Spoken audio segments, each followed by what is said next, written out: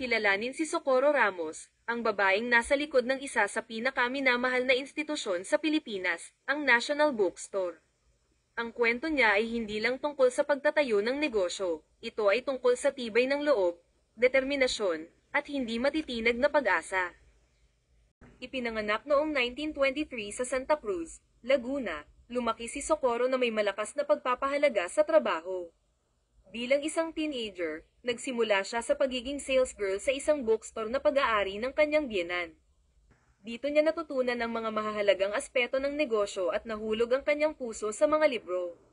Pagkatapos magpakasal kay Jose Ramos, nangarap ang mag-asawa na magtayo ng sarili nilang bookstore.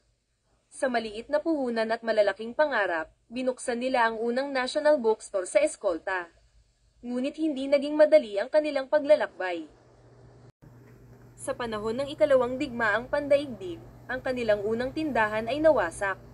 Ngunit hindi nagpatinag si Socorro.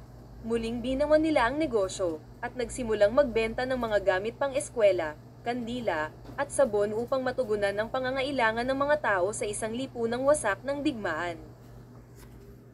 Alam ni Socorro na ang tagumpay ay hindi dumarating ng basta-basta.